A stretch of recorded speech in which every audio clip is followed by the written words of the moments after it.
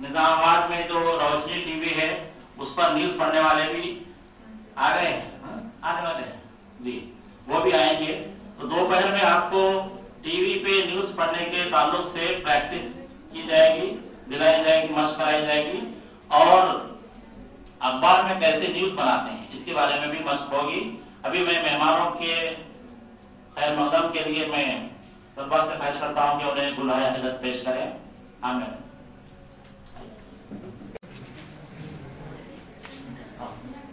आज के इस प्रोग्राम के मेजबान डॉक्टर असलम फारूकी साहब, स्टेज पर अपराधमान मोअज़्ज़िज़ मेहमान,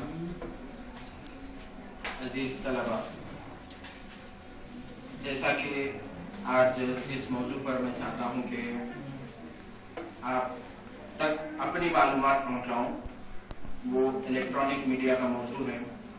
वक्त चूंकि काफी तो ताखिर से हम अपने प्रोग्राम का आगाज करें, तब भी मैं चाहूंगा कि मुझे ये एहसास बार बार होता रहे कि मैं तलबा से मुखातिब हूँ। तो मैं चाहूंगा कि जो तरसील का बुनियादी नजरिया है उसके मुताबिक मुझे ये एहसास आप लोगों की जानिब से भी मिलता रहे कि वाकईतन आप इस क्लास में मौजूद हैं और कुछ सीख भी रहे हैं। तो सबसे पहला सवाल कि इलेक्ट्रॉनिक मीडिया से आप लोगों के जहन में क्या तसव्वुर आता है? कोई हाथ उठा के बात करो। इलेक्ट्रॉनिक मीडिया से हमारे जहन में कुछ भी तसव्वुर नहीं आता है। क्या तसव्वुर? आज मंजर पे बदल गया सर। इलेक्ट्रॉनिक मीडिया किसे इलेक्ट्रॉनिक मीडिया किसे कहते हैं? बोलो भाई। बोलिए। टीवी वगैरह इलेक्ट्रॉनिक सिस्टम जी, वो तरसील के वो सारे जराए जिसमें तरसील का अमल इलेक्ट्रॉनिक के जरिए हो, बरख के जरिए हो, वो वाला सारा अमल इलेक्ट्रॉनिक तरसीली अमल कहलाएगा। इलेक्ट्रॉनिक मीडिया से मुराद सबसे पहले जो हमारे जहनों में तस्वीर उभरती है वो टेलीविजन की उभरती है। इसके बाद जो मोबाइल फोन आपके हाथों में है वो भी इलेक्ट्रॉनिक तरसील का ही एक नमूना है। इंटरनेट इलेक्ट्रॉनिक तरसील का एक नमूना है। ऐसे ही और भी नमूने हैं जहां पर तरसील का अमल बर्फ के जरिए से सरअंजाम पाता है।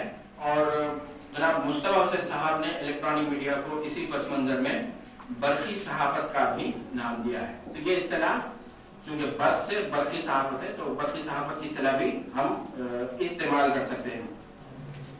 अब दूसरा अहम सवाल, डिग्री कॉलेज के तलबा को इलेक्ट्रॉनिक मीडिया के तारुफ का मकसद क्या है? इलेक्ट्रॉनिक मीडिया आज अब इसके जब इलेक्ट्रॉनिक मीडिया कितना तरक्की कर गया है उस हवाले से बताऊं।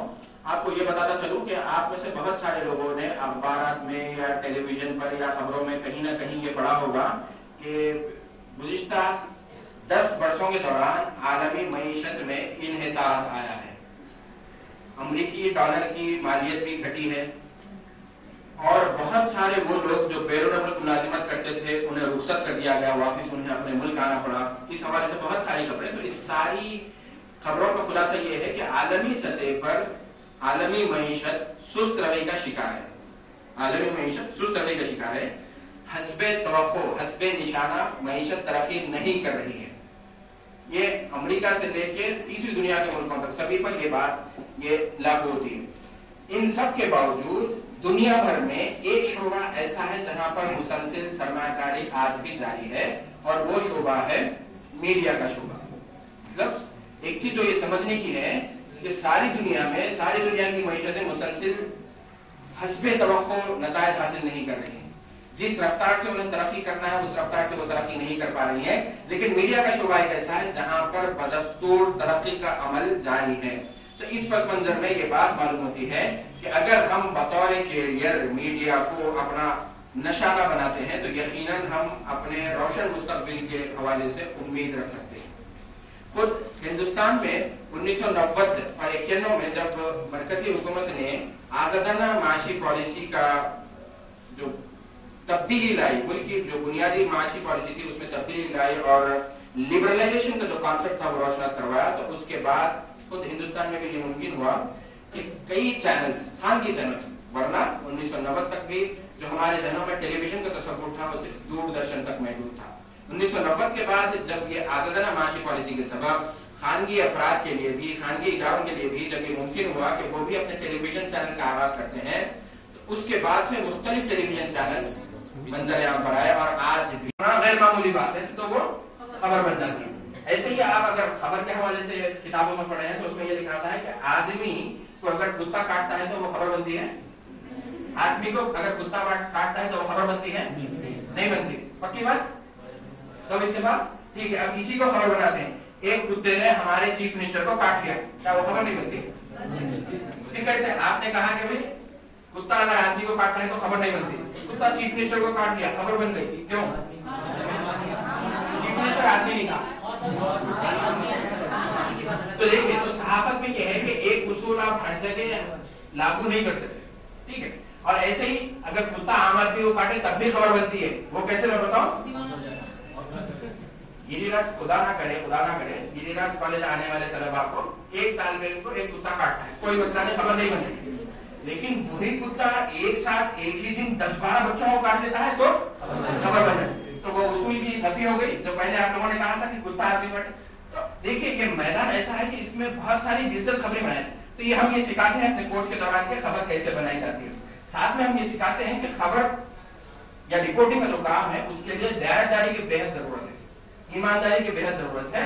खबर एक अमानत है, वाक़या एक अमानत है, आप उसको जूं का तू मन वन जैसे के तैसे खाली तक पहुंचा देना, ये आपका काम है। लेकिन मीडिया क्या कर रहा है? मीडिया ये कर रहा है कि खबर के साथ छेड़छाड़ कर रहा है, खबर के साथ बेईमानी कर रहा है, तो ये बेईमानी की सहाफत हो गई।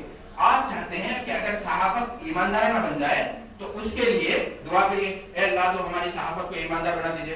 हेलो होने वाला है मसला, ए अल्लाह तो फरिश्तों की एक जमात भेज दीजिए और हमारी सहाफत को जो सुधार दीजिए। नहीं होने वाला है, आपको और हमको ही आना है, इस सहाफत में शामिल होना है, तभी जाके हम ईमानदाराना सहाफत की कोशिश कर सकते हैं। क्यों? क्योंकि मुसलमानों को ईमानदारी का सबक पढ़ाया गया है। इस्लाम की जो तालीमात है उन्हें क्या सिखाती है? दयानतदारी सिखाती है, ईमानदारी सिखाती है। तो एक मुसलमान अगर सहाफत में आता है तो क्या वो अच्छा सहाफी बन सकता है या नहीं बन सकता? और वो जो सहाफत का वो मसला, मीडिया की वो शिकायत कि आज कैसे, आप लोगों को याद होगा TV9 पर एक खबर चली थी कि बुरखे में मलबूस एक मुस्लिम दहशतगर्द को शालीबंडा बस स्टेज पर पकड़ लिया गया। बड़ी उसमें जो है स्क्रोलिंग में चला गई, ब्रेकिंग न्यूज, शालीबंडे पे जो है एक मुसलमान टेररिस्ट को पकड़ लिया गया।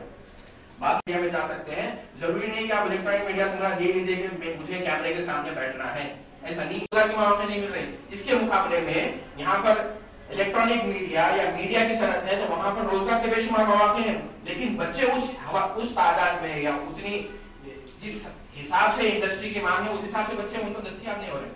तो यहाँ पर आना आपके लिए ज्यादा दामन रोजगार साबित होगा या फिर उस जाने का जहाँ पर पहले से रश है। तो अपने लिए कोर्स का इंतखाब कीजिएगा। अच्छा, उर्दू मीडियम, यहाँ पर उर्दू मीडियम के कितने हैं? सब उर्दू मीडियम के हैं। कितने लोगों को इस बात पर जो है शर्मिंदगी का एहसास है कि हम उर्दू मीडियम हैं? कितने लोगों को फख्र है कि जो हम उर्दू मीडियम से तालीम हासिल कर रहे हैं? जो हाथ नहीं उठाए उनको क्या समझूंगा मैं? ये समझूंगा आप लोग हंसी है, मैं ये समझूंगा कि उनके हाथ में कलम है, वो लिखने में मसरूफ है। देखिए, पहले हंसी आप लोग, वो भी फख्र महसूस कर रहे हैं, फिर वक्त वो मसरूफ है कुछ लिखने में। मैं आपको मिसाल दूंगा कि उर्दू मीडियम के तालिब इल्म क्या कर सकते हैं। हमारे यहाँ कारगिल एक इलाके का नाम सुना आप लोगों ने? कारगिल कहाँ पर है? कारगिल कश्मीर में एक मुकाम है कारगिल से एक तालिब इल्म मौलाना आजाद नेशनल उर्दू यूनिवर्सिटी के कोर्स में दाखिला लेता है। मूसा लड़के का तालिब इल्म का नाम था मूसा, मोहम्मद मूसा पहली बार हैदराबाद में वहां से डिग्री करके आता है। पहली बार हैदराबाद में वो दाखिला लेता है मास कम्युनिकेशन एंड जर्नलिज्म के कोर्स में। पहली बार वो इंटरनेट इस्तेमाल करता है हैदराबाद में आने के बाद। हमारी यूनिवर्सिटी मतलब सभी आपके कॉलेज में भी है कंप्यूटर लैब, हमारे यहाँ भी है कंप्यूटर लैब। तो पहली बार वो इंटरनेट पर अपना ईमेल आईडी क्रिएट करता है और उर्दू का तालिब इल्म है। जब उसको बताया जाता है कि आप लिखना शुरू कीजिएगा तो वो बोलता है कि सर मैं किस पर मजमून लिखूं, कश्मीर की सियासत पर लिखूं या हिंदुस्तान की सियासत पर लिखूं? और आप किसी पर मत लिखिए, आप ये लिखिए कि आपको बस स्टेज तक जाने का जो रास्ता है वो रास्ता साफ नहीं है और बस स्टेज पर ठहरने के लिए साहिबा नहीं है, तो वो उस पर लेटर लिखता है उर्दू अखबार में, उसके लेटर जो है शाया होते हैं। सर अब क्या करूं, अब लिखूं कश्मीर की सियासत, मैं बोला नहीं लिखना आप कश्मीर की सियासत है, अब क्या लिखूं, मैं बोला मच्छर बहुत हो गए लिखो। तो लेटर टू एडिटर पर वो अखबार लिख के भेजता है कि हमारे इलाके में जो सो कच्ची बोली में मच्छर बहुत हो गए, बल्दिया को तो मुझे वो छप जाता है। उसके बाद उसका एतमाद चलने लगता है, उसका कॉन्फिडेंस, उसको आगे बढ़ने की एनर्जी।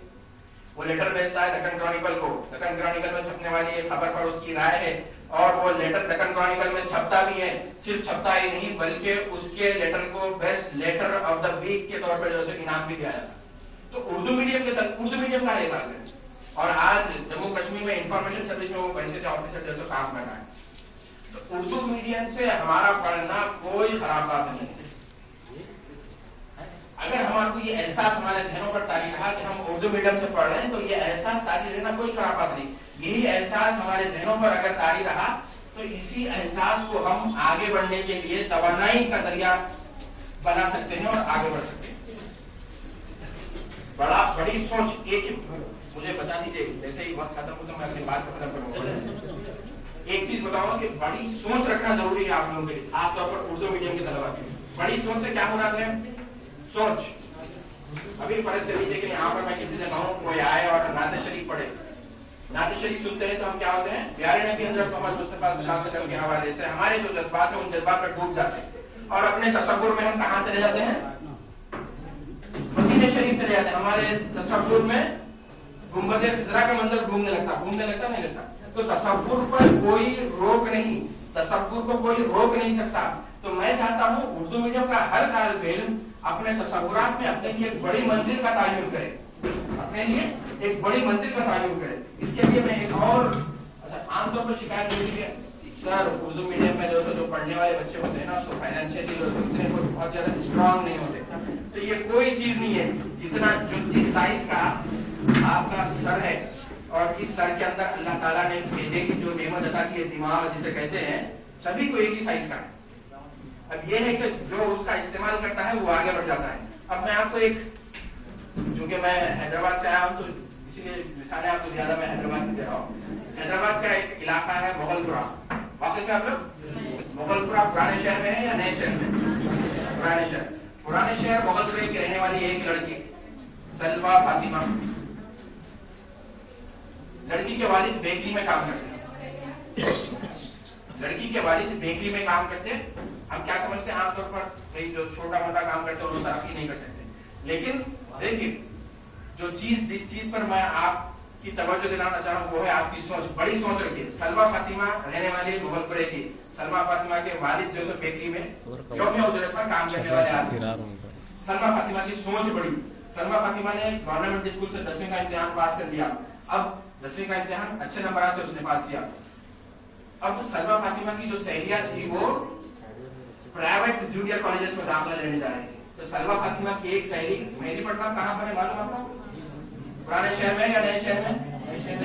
नए शहर में एक कॉलेज है सेंटेंस। सलमा फातिमा की सहेली सेंटेंस कॉलेज में दाखिला लेने के लिए, लेकिन कॉलेज कैसा है वो तो देख सकती हूँ मैं। कॉलेज में जाती है सलमा फातिमा की सारी सहेलियां जो वहां पर दाखिला लेना चाहती है, वो लोग अपना फॉर्म सबमिट करके सब करते। तो वहां पर जो फॉर्म लेने के लिए बैठे हैं वो देखते कि भाई ये लड़की क्यों आई है। सलमा फातिमा जाने बात करती नहीं, हम हमारी सहेलियों के साथ आए। क्यों आए? बोले कि कॉलेज देखने के लिए। आप क्यों दाखिला नहीं लेते? आप फेल हो गए एसएससी में? नहीं, मैं पास हो गई, लेकिन हमारा फाइनेंशियल बैकग्राउंड इस बात की इजाजत नहीं देता कि हम यहाँ पर दाखिला ले सके। अच्छा, एसएससी किस नंबर से पास किए?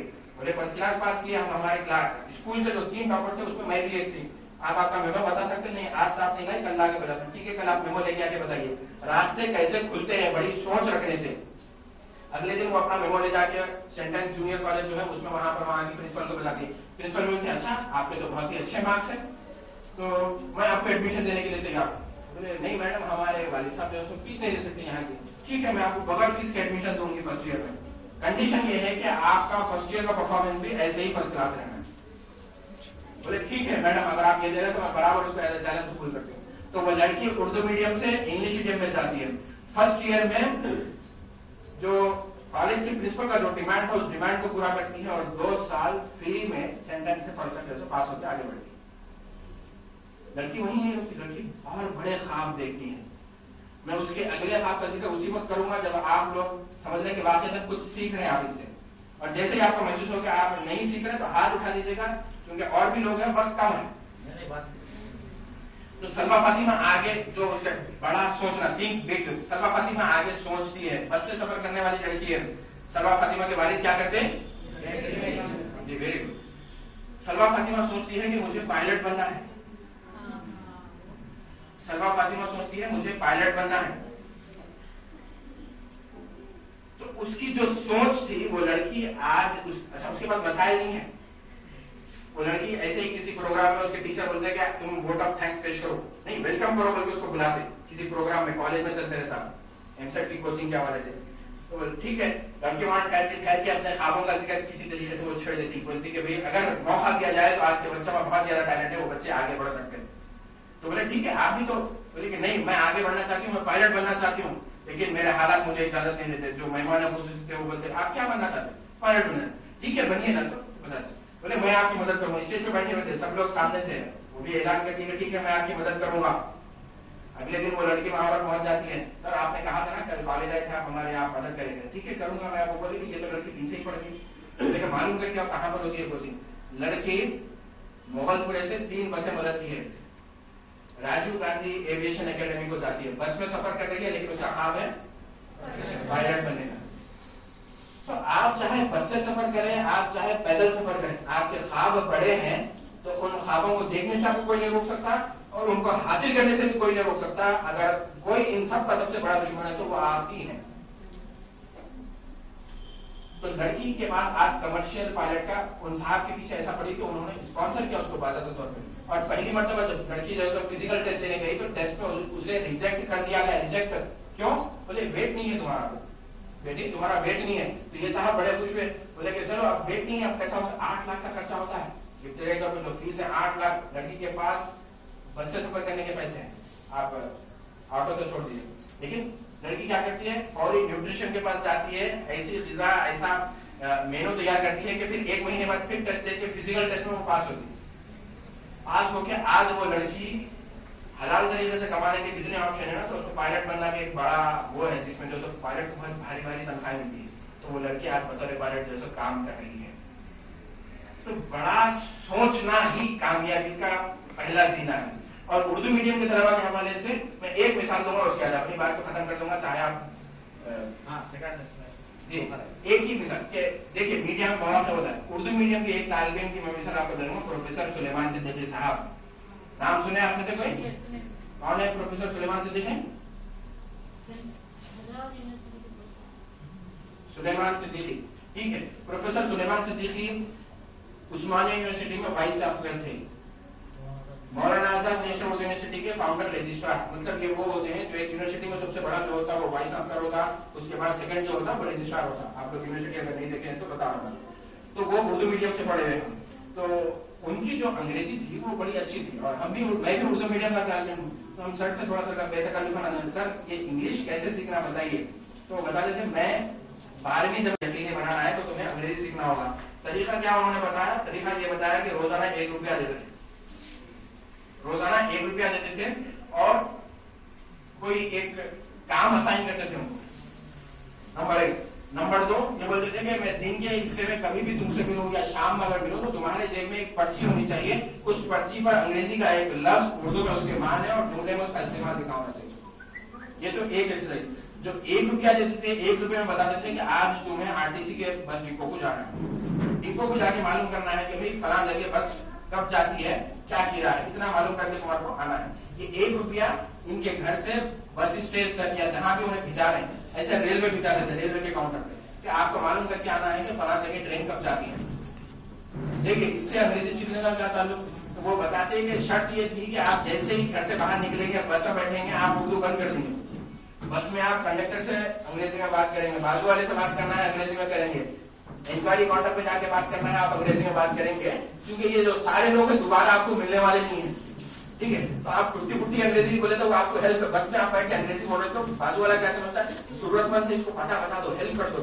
तो वह आपकी अंग्रेजी में अगर कुछ खामी है तो उसकी निशानदेही नहीं करेगा, बल्कि आपकी हेल्प करेगा, आपको कहाँ जाना है। और यही हाल इंक्वायरी काउंटर पे भी होगा कि आप टूटी फुटी अंग्रेजी में बोल रहे हैं कि वो फला बस कहाँ जाती, तो वो ये नहीं बोलेगा जाओ अपनी अंग्रेजी से ही करके आओ।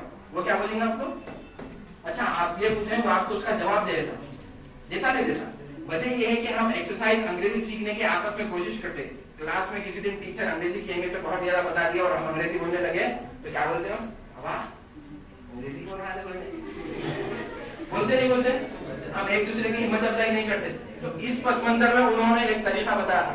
और प्रोफेसर सुलेमान सिद्दीकी अगरचे के हैं इस्लामिक स्टडीज के प्रोफेसर, अगर उनको इस रूम में खड़ा कर दिया जाए और यहाँ पर आप लोगों से अंग्रेजी में बात करें और किसी को बाहर ठहरकर उनकी आवाज से अंदाजा लगाने के लिए कहा जाए कि अंदर कौन बात कर रहा है, तो बाहर सुनने वाला हर फर्क ये कहेगा कोई अंग्रेज बोल रहा है। कि इतनी बेहतरीन उनकी जो अंग्रेजी थी। और ये अंग्रेजी कैसे आई उनके अंदर कि जो कुछ उन्होंने उन्हें सीखने के लिए तरीके बताए गए थे उन तरीकों पर उन्होंने अमल किया, जिसके सबब जो उन्हें सीखने का मौका मिला। मुझे उम्मीद है कि आपके टीचर्स भी यहाँ पर आपकी हिम्मत अफजाई का सामान करते हैं। और आज यहाँ पर इस वर्कशॉप के इनेकाद का भी मकसद यही है कि आपके अंदर उन हवालों से जो बेदारी पैदा की जाए जहां पर चलकर जो आप अपने मुस्तकबिल को रोशन बना सकते हैं। मैं अपनी बात को यहीं पर इसलिए खत्म करता हूँ कि आप लोग मुझे एहसास नहीं दिला रहे कि जो मैं क्लास में ठहरा हूँ। बेहद शुक्रिया। सवाल जवाब के जरिए कुछ सीखा जाए। जर्नलिज्म सहाफत एक अहम मौजू है जिसकी अहमियत आप लोग समझ रहे। सरवरी साहब और बात करेंगे आपसे एक दो मरतबा और, तो आप जहन बनाइए, सवाल अपने जहन में रखिए। अभी क्योंकि लंच के वक्फे से पहले मैं चाह रहा था कि तीनों मेहमान आपसे बात करें, तो मैं दूसरे मेहमान के तौर पर ETV news reader Jilani Syed Ahmed Jilani से ख्वाहिश करता हूँ जो तशरीफ लाए। वो अपने पहले सेशन में अभी तक इनका जो सफर रहा है ईटीवी में, न्यूज रूम क्या होता है, न्यूज रूम के अंदर के हालात क्या है, कैसे ये टाइम मैनेज करते हैं, कैसे कैमरा फेस करते हैं और आपको जो है इसके बारे में क्या मौका है, ये बात करेंगे। दोपहर में आपका बाकायदा ट्रेनिंग देंगे कि टीवी पे न्यूज कैसे पढ़ते आपको रिकॉर्ड करके आपको बताएंगे यहाँ पर। तो ये कीमती क्लास से हैदराबाद से मेहमान आए हैं। गवर्नमेंट ने इसके ऊपर बहुत सारा खर्चा किया है इस प्रोग्राम के लिए। आप लोग लकी स्टूडेंट है, गिराज कॉलेज में पढ़ रहे हैं, इस तरह के प्रोग्राम में इस्तेफादा कर रहे हैं। तो हमारी ख्वाहिश के साथ जैसा बोले कि आप उसको भरपूर तरीके से इस्तेफादा कीजिए। जी रानी साहब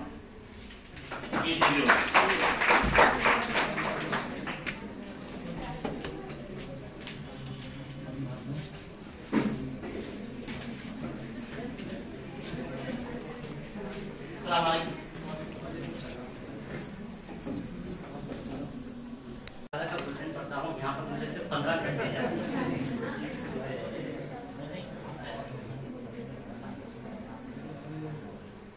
प्रोग्राम के कन्वीनर का मैं बेहद शुक्रगुजार हूँ और साथ ही फजला मुकरम साहब यहाँ पर मौजूद हैं और मुस्तफा सदवी साहब, ये दोनों साहब का ताल्लुक जो है टीचिंग से है। ये लोग मुझसे ज्यादा आपसे कहेंगे, लेकिन मुझे जो हुक्म दिया गया है मैं सिर्फ नहीं कहूँगा। सरवरी साहब के खिताब में आपने 2-3 सवाल उनकी तरफ से आए थे, उसका जवाब बच्चों ने दिया। मैं सबसे पहले ही बता दूंगा, मीडिया से शिकायत कि मुसलमानों को दहशतगर्दी के किरदार में पेश किया जाता है। मैं ईटीवी की तरफ से उसकी तारीफ के लिए तो नहीं आया हूं, लेकिन मैं अपने बुलेटिन में या अपने प्रोग्राम में जब भी रहता हूं इसकी नफी करता हूं। उसकी 2 मिसालें, दिल्ली हाई कोर्ट ने 18 केसेस को खारिज किया दहशतगर्दी के नाम पे, जिनको 10-10, 12-12 साल रखा गया था। 18 केसेस, 1-2 नहीं, मुस्तरद कर दिया। क्यों? सबूत नहीं थे, सारी बनावटी चीजें थी। तो उस वक्त 4 से 4:30 बजे के वक्त लाइव था मैं। ये खबर जब आई तो दिल्ली स्टूडियो से बीबीसी के एक सहाफी हैं जो इस वक्त ईटीवी के सीईओ हैं, उनसे मेरी बात हुई।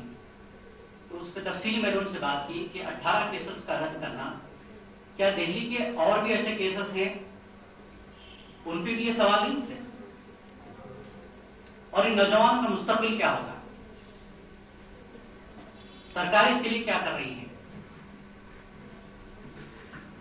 इस सिलसिले में बहुत बड़ी स्टोरी हुई, बहुत काम हुआ इस पे। उन बच्चों की बालाबादकारी के लिए बाकायदा काम हुआ। ईटीवी उसका नमूने में है। दूसरी मिसाल, हैदराबाद के नौजवानों का आपने देखा होगा, हैदराबाद में भी कई नौजवानों को गिरफ्तार किया गया, जेल में रखा गया। जब वहां के नौजवान रिहा हुए काफी मशक्कत मेहनत के बाद, उनकी बाजाबादकारी के लिए भी ईटीवी ने मुसलसल स्टोरीज की, उनके मसाइल को पेश किया बार बार। कोई लड़का MBA का है, कोई M.Com है, कोई बड़ी कंपनी में काम कर रहा है, लेकिन क्योंकि तालीम याफ्ता लोगों को टारगेट बनाने की कोशिश की गई पिछले इंडिया दौर से, पिछले 9 साल से ये कोशिश जारी थी। तो ईटीवी की तरफ से ये कोशिश हुई, और जहां तक मैं हूं तो आप लोग आज जो मीडिया का यहाँ पर प्रोग्राम रखा गया है, इसकी वजह यही है कि मुसलमानों में एतमाद को बहाल किया जाए, उन्हें डर और खौफ से बाहर निकाला जाए। हम लोग ये सोचते हैं कि मीडिया में हम कैसे जाएंगे और क्या करेंगे। डिग्री हो गई, छोटी मोटी नौकरी हो गई, तनख्वाह कितनी मिल रही है, घर वाले खुश हैं, बस काम है। तो हमारी सोच महदूद हो गई है, हम अपनी सोच को महदूद कर चुके हैं। दूसरी चीज, जैसा कि कहा गया, सर्वेश साहब ने कहा कि भाई उर्दू मीडियम स्टूडेंट होना, लोग ये सोचते हैं कि उर्दू मीडियम स्टूडेंट है, क्या करेंगे, हमको क्या मिलेगा। तो सबसे पहले टेलीविजन की आगे मैं बात करूंगा, इससे पहले मैं बता दूं कि मैं खुद भी उर्दू मीडियम स्टूडेंट हूं और पिछले 13 साल से ईटीवी से जुड़ा हुआ हूं, और ईटीवी का पहला एंकर हूं। पहला बुलेटिन मैंने पढ़ा था, और पहला मैंने लाइव इंटरव्यू किया था अदनान सामी का। न मुझे कैमरा मालूम था, न मुझे इंटरव्यू कैसे लेना है ये मालूम था, और उससे पहले सिर्फ 3 साल का रोजनामा सियासत का तजुर्बा मेरे पास था। और उस वक्त असलम फारूकी साहब रोजनामा सियासत में ये वक्त दिया करते थे, और उस दिन के लिए मैं शुक्रगुजार हूं जिस वक्त असलम फारूकी साहब ने, जब रोजनामा सियासत में था, तब उन्होंने कहा था कि डिग्री के बाद क्या कर रहे हो। मैंने कहा अभी सोचा नहीं है, सियासत में हूं, आगे कुछ प्लान कर रहा हूं। बोले पीजी के लिए अप्लाई कर दो, उसके बाद जो करना हो करते रहो। तो सियासत में तो मैं था ही, साथ में पीजी में एडमिशन के लिए हमारे जो मरहूम मन्नत, जिन्हों मैं असलम फारूकी साहब का शुक्रिया अदा करता हूँ, वहां पर एक सब्जेक्ट था जर्नलिज्म, एक सब्जेक्ट था ऑप्शनल जर्नलिज्म।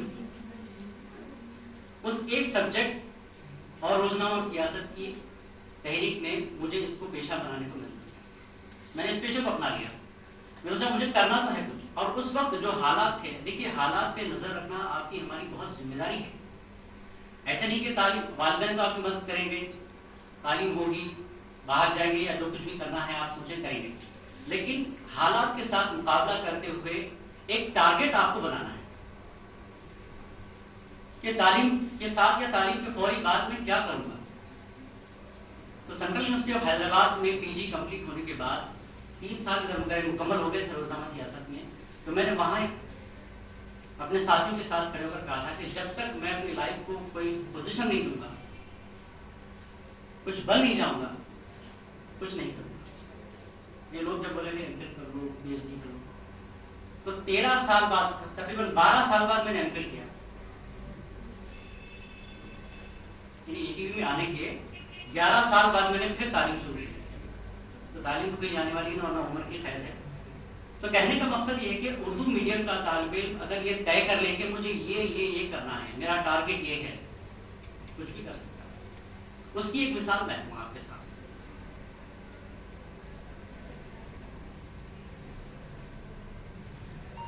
तो शिकायत, मैं समझता हूं आपकी शिकायत दूर हो गई होगी।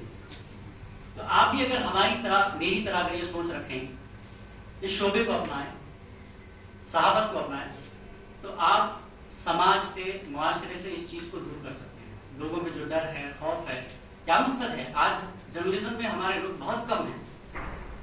हैदराबाद में 17 या 18 चैनल तेलुगु के हैं। कितने मुसलमान हैं? खुद ईटीवी तेलुगु में आपको बता दूं, साथ मुश्किल से 6 या 7 आदमी मिलेंगे। 70 से 80 का स्टाफ है और 6-7 लोग हैं। मुझे अक्सर लोग कहते हैं, मेरे साथी बोले यार कोई मुस्लिम बच्चे हैं तो बताओ। उनकी अपनी मजबूरी है, वो कहते हैं कि हमको ईद फेस्टिवल वगैरह में ठीक होती है, हमें मुस्लिम बच्चे चाहिए। तो गालिबन निजामाबाद में तेलुगु जानने वाले कई मुस्लिम बच्चे होंगे। यहाँ पर जो उर्दू मीडियम पढ़ रहे हैं, मैं उम्मीद करता हूँ तेलुगु से वाकिफ होंगे, अच्छे लोग लिखते और पढ़ते होंगे। कितने लोग हैं जो तेलुगु से अच्छी तरह वाकिफ है? हाथ उठाए। तेलुगु से वाकिफ है लड़कियों में लिखना और पढ़ना। तो जर्नलिज्म आपका इंतजार कर रहा है, इलेक्ट्रॉनिक मीडिया आपका इंतजार कर रहा है।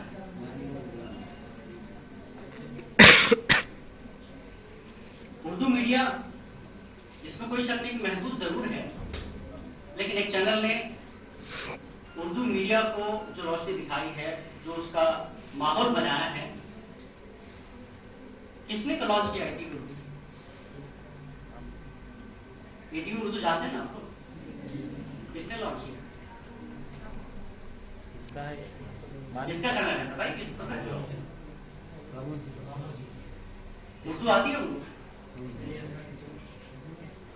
जब हम लोग पहली मीटिंग के लिए गए तो सोच के कहने लगे, पहले तो कहा वेलकम वेलकम, बैठने के लिए कोशिश कर रहे थे कि क्या बोलूं, तो सोच के कहने लगे तशरीफ रखिए।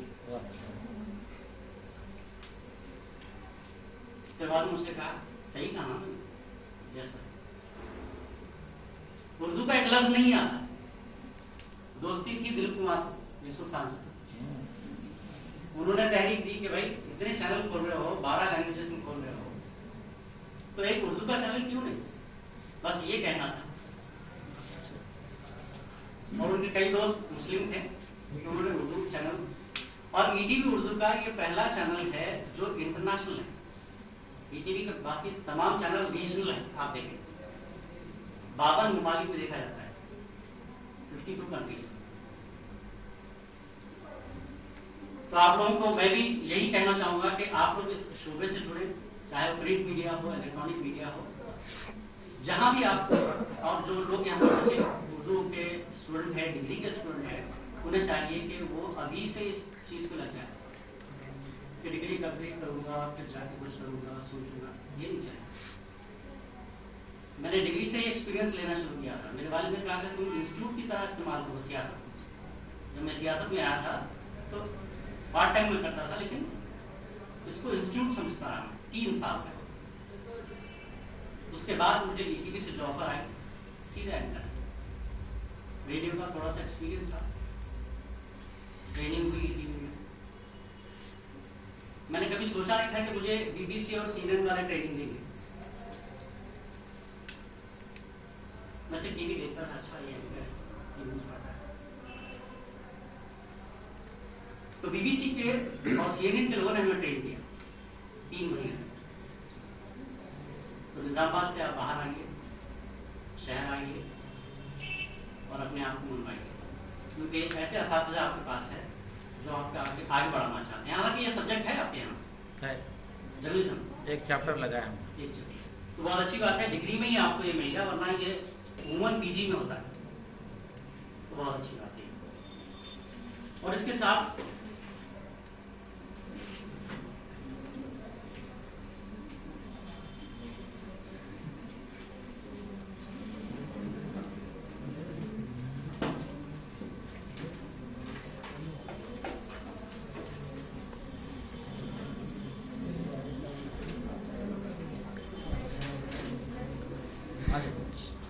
एक चीज और मैं बता दूं कि इस वक्त हमारे मुल्क में टेलीविजन के जो मकासद है उसका मैं थोड़ा सा आपके साथ बात करूंगा, फिर अगले सेशन में उसकी प्रैक्टिकल हम बात करेंगे। उसके जो मकासद है उसमें सबसे पहला मकसद है आवाम की तालीम और तरबियत। टेलीविजन का मकसद क्या है? तफरीह नहीं, तफरीह तो अब बना है। जब दूरदर्शन लॉन्च हुआ था तो उसके बाद से गवर्नमेंट की तरफ से यही रहा कि भाई इसकी तालीम और तरबियत और सरकारी स्कीमों तक जो है उन तक पहुंचाई जाए। और जब दूसरी चीज हुई कि अवाम को मुल्क और दुनिया के बारे में मालूमात फराहम करें। टीवी का मकसद क्या है? मालूमात फराहम करें एक जगह से दूसरी जगह। वरना पहले होता ये था कि कोई चीज आप सुनना चाहते हैं, देखना चाहते हैं, तो या तो फोन के जरिए, उस जमाने में फोन का एक बड़ा तस्वीर अजीब था, आज मोबाइल है, चंद मिनट में पता चल जाता है। और जब तीसरी चीज के मकसद आवाम को तफरीह भी मुहैया करना। पहला तो ये हो गया आपका कि आवाम की तरबियत और उनको मालूमात फराहम करना और तफरीह, ये 3 चीजें हैं। उसमें से एक शुबा है हमारा मालूमात फराहम करना, चाहे वो किसी भी किस्म की हो। कितने लोग इंटरेस्टेड है न्यूज चैनल के?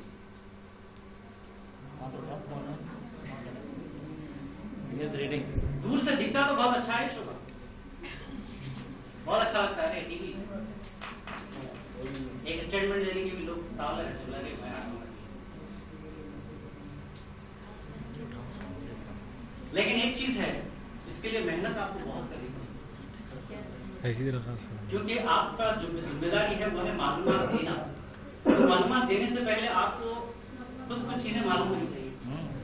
तो उसके लिए बेसिक चीजें क्या है, क्या क्या चीजें होनी चाहिए? अगर आप खड़े हैं एज ए जर्नलिस्ट खड़े हैं, माहौल का जायजा लेना जी, अपने अतराफ माहौल का जायजा लेना, और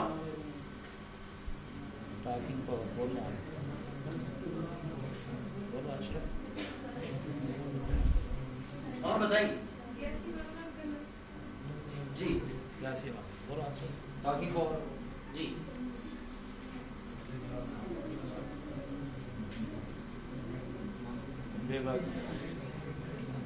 आप तो इतने लोग उठा दिए लेकिन बोलने के लिए हिचकिचा रहे हैं। यहाँ कैमरा नहीं है, परेशान होते हैं।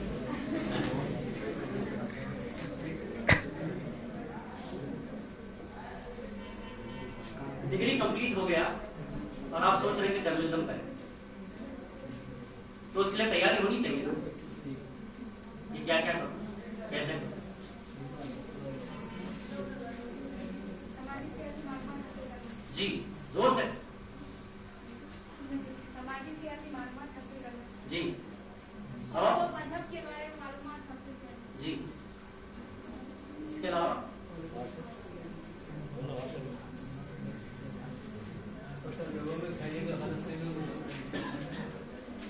और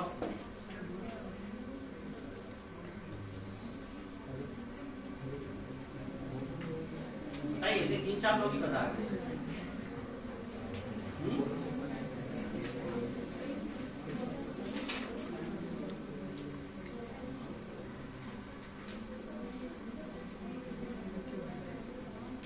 देखिए, सबसे अहम चीज ये है कि आपकी तालीम कितनी मजबूत है।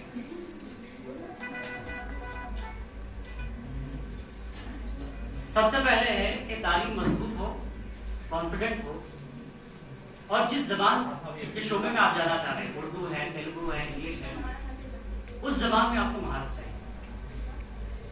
इसके अलावा जिस मकाम पर आप काम कर रहे हैं वहां कोई और भी जबान है। आंध्र प्रदेश में कौन सी है सरकारी जबान? जरूरी है ना, उर्दू में जब जा रहे हैं हम तो साथ में तेलुगु भी जरूरी है, ठीक है। तो 1 से 2 जबानें आपके अगर साथ हैं, अगर ज्यादा होगी और अच्छी बात है, लेकिन 2 जबानें कम से कम आपके पास होनी चाहिए। और आज का दौर अंग्रेजी का दौर है, तो आप डिग्री के 3 साल के साथ साथ थोड़ा सा वक्त अंग्रेजी को भी दीजिए, इंग्लिश को भी दीजिए, क्योंकि इस वक्त जो न्यूज एजेंसीज आपको खबरें पहुंचाती है वो मैक्सिमम अंग्रेजी में होती है, ठीक है। इंग्लिश में स्क्रिप्ट आपको आती है, चाहे वो नेशनल लेवल की हो, इंटरनेशनल की हो या रीजनल की हो। तेलुगु में कुछ है, उर्दू में कुछ है, 1-2 PTI के नाम से।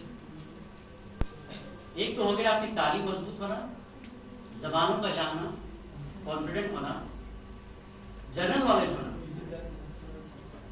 है ना। रोजाना के हालात पे आपकी नजर चाहिए कि क्या हो रहा है। निजामाबाद में सबसे ज्यादा इंस्टीट्यूट, एजुकेशनल इंस्टीट्यूट क्या है? निजामाबाद में सबसे ज्यादा कॉलेजेस किस चीज के हैं?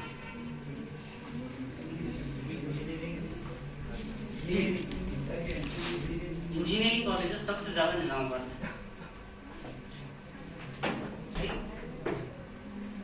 यहाँ पर एक हाल ही में रिपोर्ट आई थी, शायद आपने पढ़ा ही नहीं पढ़ा, निजामाबाद में सबसे खतरनाक बीमारी क्या है?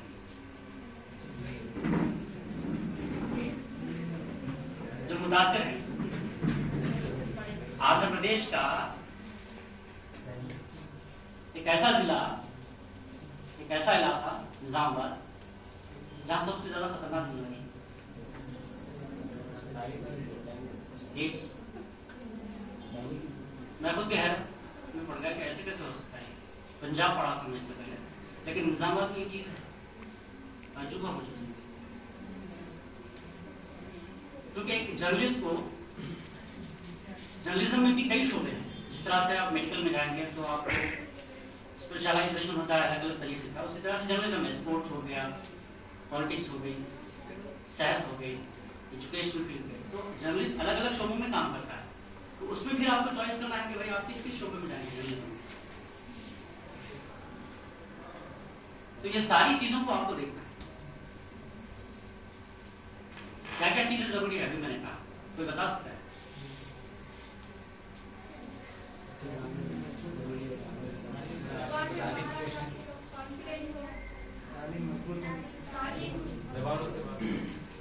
जी, टॉकिंग पावर, ये सारी चीजें हैं, लेकिन इस कामयाबी हासिल करने के लिए क्या चीज चाहिए? वहां तक पहुंचने के लिए सरवड़ी साहब ने इशारा दिया था एक लड़की के हवाले से।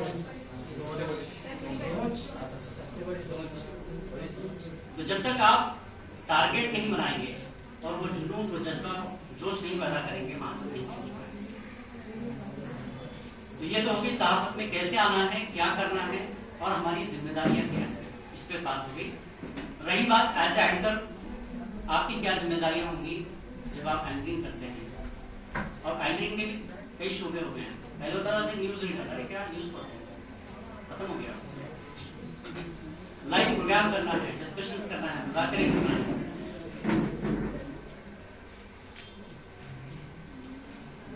कई पार्ट्स हो गए एंकरिंग में। एक है सिर्फ न्यूज पढ़ना। न्यूज कैसे पढ़ी जाती है, क्या होता है? तो जानते लोग न्यूज कैसे पढ़ते हैं? देख के पढ़ते, बदल देख के पढ़ते। हाँ, देखते क्या होता है वहां, क्या कहेंगे स्क्रीन को, और जी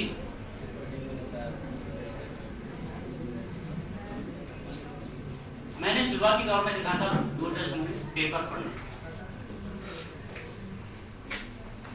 पेपर में न्यूज पढ़ी जाती है, सामने एक आदमी खड़ा है, आज भी पढ़ी जाती है प्रोजेक्टर की बात की। उसके बाद अब जो चलन है न्यूज चैनल्स में टेलीप्रॉम्प्टर कंप्यूटर का एक स्क्रीन होता है जो आपके कैमरे के साथ जुड़ा हुआ है। कुछ समय से बहुत अच्छा पढ़ रहे हैं कई लोग, हमसे पूछते हैं क्या जबानी बोलते हैं कौन समझा है, तो उसकी कुछ पिक्चर्स मेरे पास है, मोबाइल में बताऊंगा। दूसरी चीज, जब न्यूज पढ़ने के अलावा अब एंकर की जिम्मेदारियां नहीं थी, उसके बाद मैं और चीज बताऊंगा। एक है न्यूज रीडिंग करना, सामने स्क्रीन पे आ रहा है, पढ़ रहे हैं, तकनीकी चीज है, फेल हो गया, बंद हो गया, क्या करेंगे? हुआ हमारे साथ, कई बार हुआ, तजुर्बे हुए। तो एज ए एंकर को अंदर जाने से पहले क्या करना चाहिए? आज क्या हुआ, कल शाम में क्या हुआ था, अपडेट, खबर आ गई ना, अलहदा तेलंगाना की खबर है, मधु याश की गौड़ कौन है, वहां इतना ही लिखा हुआ है, मधु याश की तेलंगाना, बस इतना ही लिखा है। टीवी गया फेल, क्या करेंगे? देखा हुआ एक बार, नजर पड़ी हुई है, लेकिन फेल हो गया। अब तहकीक से तो पढ़ने से रहे। और फिर एंकर की मीनिंग क्या है? एंकर के क्या माने? एंकर न्यूज पढ़ने वाले को अक्सर लोग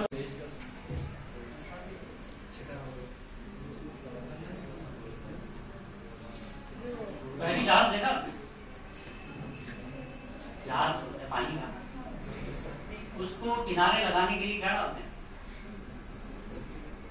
एंकर,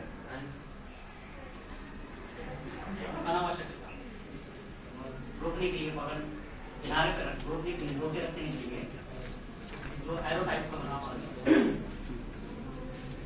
एंकर का काम उसी तरह से रिवर्स को पकड़े रहना, रोके रहना। प्रोसेसर आना है ना, वरना फिर रिमोट तो आपके हाथ में होता है, क्या पास पड़े, एक सेकंड नहीं लगता ना चैनल चेंज करने आसान। तो ये अहम जिम्मेदारी एग्जिट की है कि जाने से पहले तमाम मैंने अभी जो बातें कही, आपकी नॉलेज अच्छी हो, इम्प्रूव है, अपडेट रहे आप आदाब का माहौल, और आज के दिन से आप अपडेट रहे क्या क्या हुआ है। इलेक्शन का मौसम चल रहा है, कौन कौन लिस्ट जारी करने वाला है, कौन पार्टी बदल रहा है, कल शाम तक क्या बात हुई, 10 बजे आप प्रेस कॉन्फ्रेंस है, शायद हो गया हो, सब लिखा है मैंने सरकार तेलंगाना या टीवी फेल हो गया, ज्यादा नहीं होगा, देखा हुआ तो है, मैंने कहा ये था। अलहदा तेलंगाना के ऐलान के बाद मध्यप्रदेश की गवर्नर ने खुशी का इजहार किया और पार्टी ऑफिस में जश्न मनाते हुए अपने वर्करों को मिठाई लगा ही नहीं कि अरे स्क्रीन फेल हुआ, वो तो मुझे मालूम है, अंदर वालों को मालूम है टीवी फेल हो गया है ना। एंकर का काम हम करते हैं, तो इसीलिए आपकी नॉलेज अच्छी हो, आदरब के माहौल से आप वाकिफ रहें और सियासी हालात में भी आपकी नजर रहे, अगर आप पॉलिटिकली जा रहे हैं। और साथ में जैसा कि मैंने पहले खुलासा किया कि मीडिया से जो शिकायत है, उस शिकायत को दूर करना आपकी जिम्मेदारी है एज ए जर्नलिस्ट मुसलमान। और वो कैसे करेंगे आपके ऊपर है, सही है ना।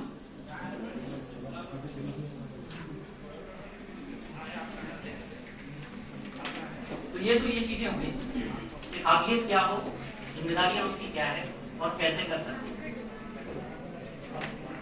ये चीजें आप अपने आप में पैदा करेंगे तो इंशाल्लाह जरूर आप वहां तक पहुंचेंगे। रही बात तरबियत की, तो दूसरे सेशन में हम कोशिश करेंगे कि क्या क्या चीजें होती है, और भी बहुत सी चीजें छोटी छोटी, उसको मैं इसलिए भी जिक्र नहीं किया कि मेन चीजें आपसे डिस्कस करूँ ताकि आपका जहन बना रहे। इसी के साथ मैं आप सबसे वो सहाफत के तारुफ और प्रिंट मीडिया के तारुफ के साथ मुकामी सतह पर अखबार के क्या मसाइल हैं और अखबार की इजराई के क्या मराहिल है और तलबा कैसे उसमें आगे बढ़ सकते हैं, इस जानिब रोशनी डाले। दोपहर में भी तफसील से बात होगी डॉक्टर फजलुल करम से।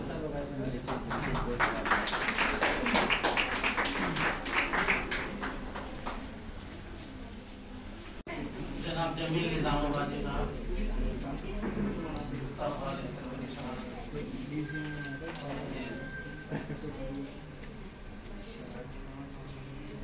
News reader, Mumtaz news reader जिसको हम 10 साल से देखते आए हुए हैं, और शहर निजामाबाद के काबिल सदर कराम साहब एक रिसर्च स्कॉलर नांदेड़ से भी तशरीफ लाए हैं, डॉक्टर अब्दुल अजीज सोहेल तालिबात। मैं यहाँ 2 गलतफहमियां दूर करना चाहता हूँ कि मैं कोई प्रोफेसर नहीं, मैं सिर्फ तालिबे और कोशिश करता हूँ कि मरने तक तालिबे ही रहूं। इस क्लास रूम में मैं तो आप जैसा तालिब है, बस बीएससी फाइनल ईयर में हूँ, सेकंड लैंग्वेज उर्दू है। दूसरी गलतफहमी है कि मैं कोई मेहमान नहीं, मेरा रिश्ता निजामाबाद से बरसों से रहा है। 1969 की बात है, पता नहीं वो है ये मंसूर लाज यहाँ पर एक थी, उसका एक कमरा था, उसमें मैं कुछ दिनों के लिए रहा था। उस वक्त ये कॉलेज बनकर तैयार हुआ था। मेरे वालिद मोहतरम यहाँ के उर्दू के पहले लेक्चरर हैं।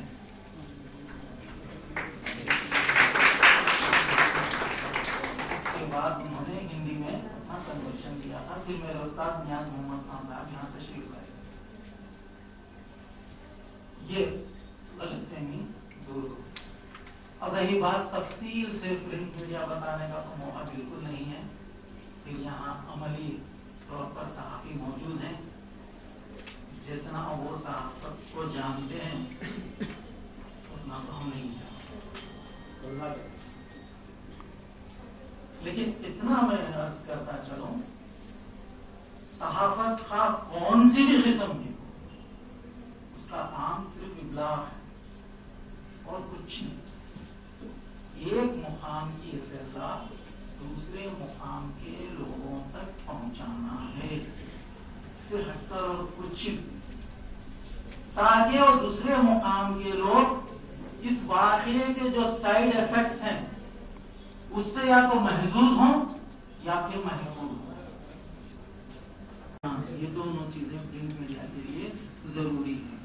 इलेक्ट्रॉनिक्स मीडिया होना है तो चेहरा और लहजा, चेहरे से मुराद खूबसूरती नहीं, चेहरे से मुराद जज्बात से भरपूर चेहरा, उतार चढ़ाव चेहरे पर है।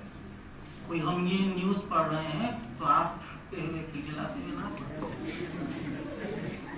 ये क्या है? ये लफ्जों के हिसाब से अपने चेहरे के तासुरात को समेटना, बखेरना पड़ता है।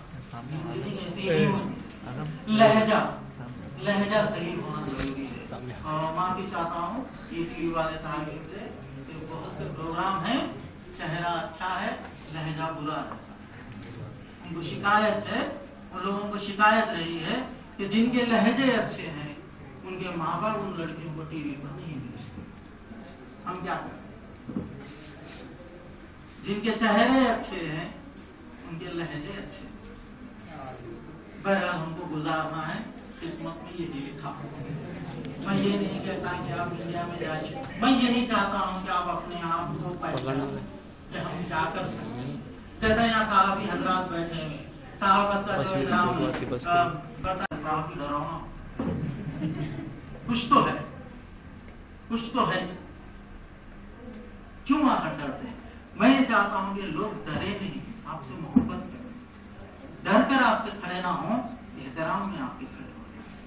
ये इसलिए हो रहा कि बहुत आसान है प्रिंट मीडिया में आपको शामिल होना। आपको थोड़ा सा लिखने की प्रैक्टिस हो जाए, कुछ लिखना आ जाए तो बस काफी है। आप प्रिंट मीडिया कॉलेज के जरिए उन्होंने प्राप्त को ग्रुप पर यहाँ रखा है और साहब भी वर्कशॉप इस पर रखा है कि यहाँ कुछ बच्चों को उसमें तरबियत दी जाएगी, सिखाया जाएगा। इसके लिए उन्होंने यहाँ के बहुत ही सीनियर साहब को मीडिया और इलेक्ट्रॉनिक मीडिया का फनी और नफसियाती उन्होंने जायजा पेश किया।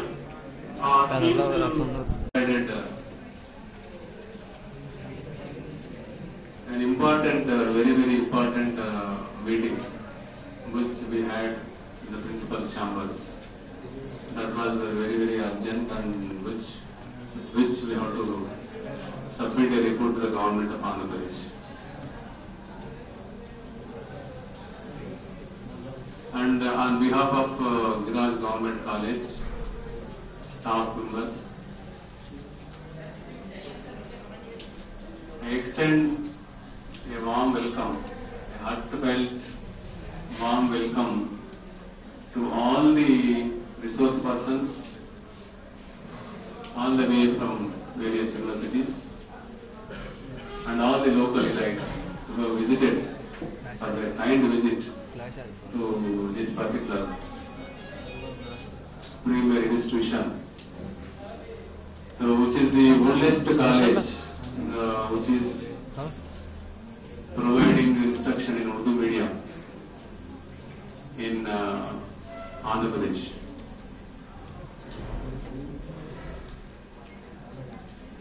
So as far as the student community of this college and other dignitaries who visited this college, so this is a college which is having autonomous status, CP status.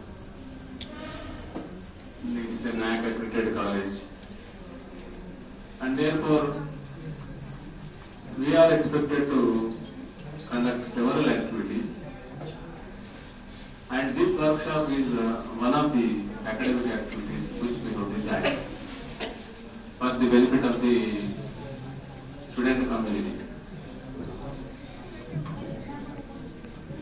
And I am very happy to see learned and eminent personalities sitting on the dais for accepting our proposal to be the resource persons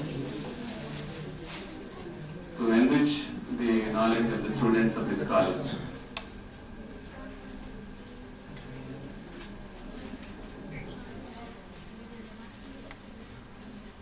And we have prepared a year planner wherein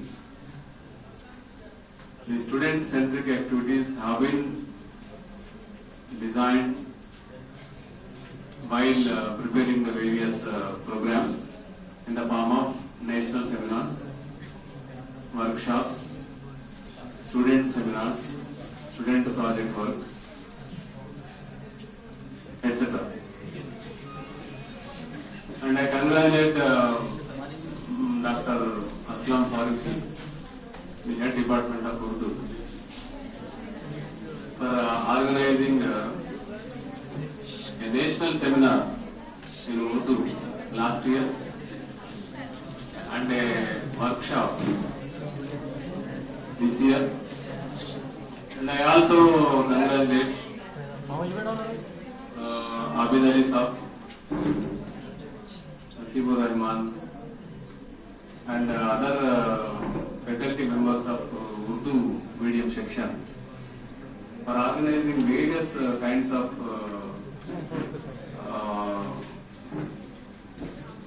programs for the benefit of the Urdu medium students. And the topic which is chosen for today's workshop, definitely I think this is very important one and a burning topic.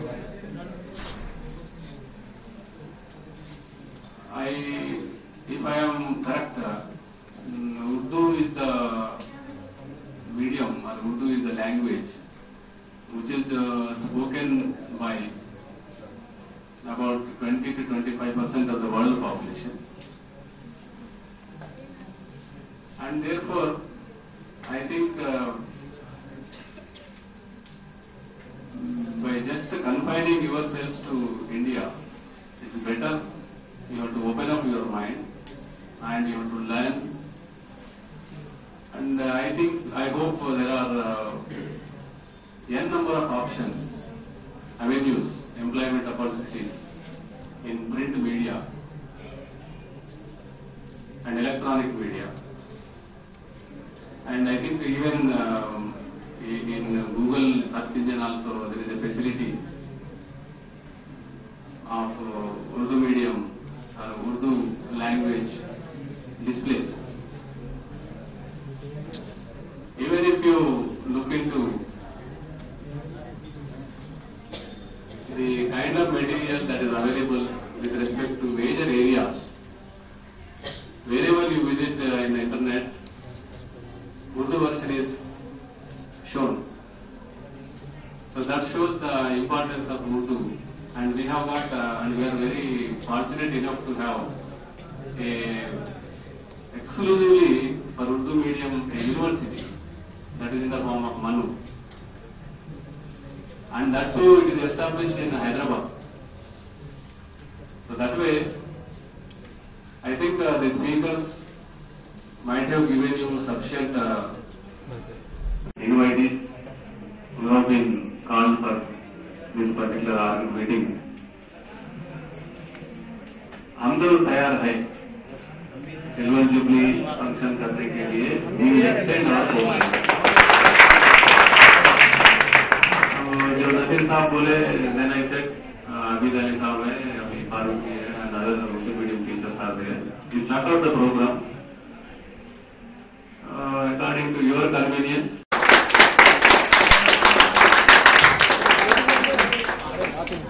इनका तारुफ पेश करने की मैं सादर हासिल कर रहा हूँ। जनाब अहमदिल खान साहब, सीनियर जर्नलिस्ट फुलान, यौम पैदाइश 18 जनवरी 1960, उम्र 53 साल, वालियत अब्दुल नबी खान साहब, मरहूम गुजरदार बल्दिया फुलान।